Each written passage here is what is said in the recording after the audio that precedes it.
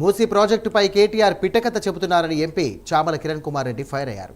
మంచినీరు మూసీ కోసం ప్రాజెక్టు తీసుకొచ్చామన్నారు. ఇక మూసీ పునర్జీవనపై ప్రజలను తప్పుదారి పట్టిస్తున్నారని చామల కిరణ్ కుమార్ మండిపడ్డారు.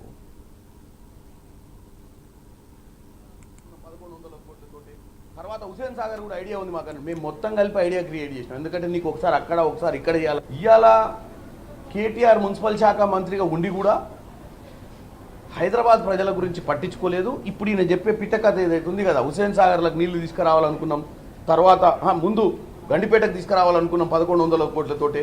తర్వాత హుసేన్ సాగర్ కూడా ఐడియా ఉంది మాకు. మేము మొత్తం కలిపి ఐడియా క్రియేట్ చేసినాం. ఎందుకంటే నీకు ఒకసారి అక్కడ ఒకసారి ఇక్కడ చేయాలన్న ఐడియా నీది. రేవంత్ రెడ్డి గారు ఏమనుకున్నంటే మంచినీటి కోసం, మూసీ ప్రక్షాళన కోసం, మూసీ నదిలో ఎప్పటికీ మంచినీళ్లు ప్రవహిస్తూ నల్గొండ జిల్లాలో నల్గొండకు పారేటువంటి మూసీ, భువనగిరి, యాదాద్రి కింద పోతే రామన్నపేట, నగర్కల్ ఈ ప్రాంతాలలో కూడా మంచినీళ్ళతోటి రైతులకు నష్టం జరగొద్దు ఈ మురికి నీళ్ళతోటి అని చెప్పి దాంట్లో నుంచి ఈ నీళ్లు తీసుకొచ్చి రైతులకు ఇట్లకెళ్ళి ఇస్తే రెండు పర్పస్ సాల్వ్ అయింది.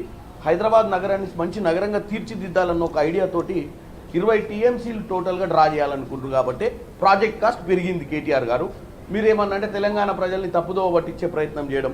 ఇవాళ కేటీఆర్ మున్సిపల్ శాఖ మంత్రిగా ఉండి కూడా హైదరాబాద్ ప్రజల గురించి పట్టించుకోలేదు. ఇప్పుడు ఈయన